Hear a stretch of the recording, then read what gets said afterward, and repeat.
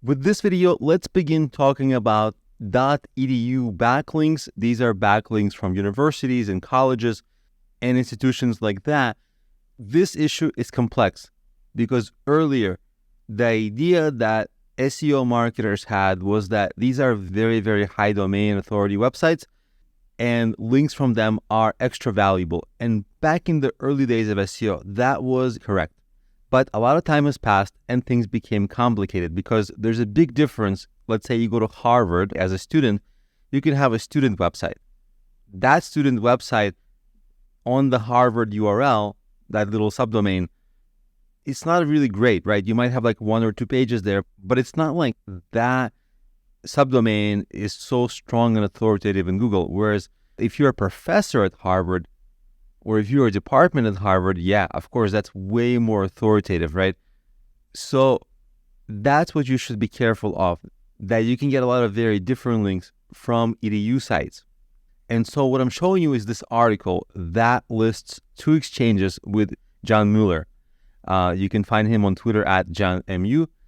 In 2018, he had a tweet about it saying that those EDU sites get link spammed a lot. And because of that, Google ignores those links and sets those links as no follow. Even if on the actual page it doesn't say no follow, Google interprets it as a no follow. They basically ignore that link. Because a lot of people who are SEO marketers can just buy those links from students. It's very easy. And then people started having this misconception that all EDU links are discounted. And so that's where this particular tweet comes in, and like this person says EDU links are overrated. It's just some person on Twitter. He's not such an expert. But then John corrects him saying he never suggested that EDU links are overrated.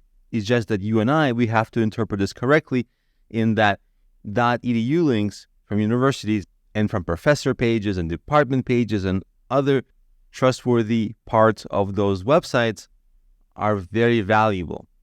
But they have to be legitimate links. It's not like you can pay a professor to link. There has to be a lot more value in the content they're linking to. Whereas a student, you can pay them and they'll link to you from their little subdomain. That's what's discounted, okay? So I wanted to bring this to light because without this distinction, things might be very confusing because people might think, well, all links from .edu sites are great. And no, not all. Just the ones from authoritative pages on it. And you won't measure authority by some tool there because it's on an authoritative domain, all of those pages.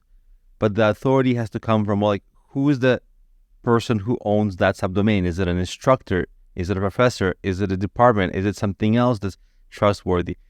Those are the links from .edu sites that are really valuable, not ones from students who barely maintain their subdomain.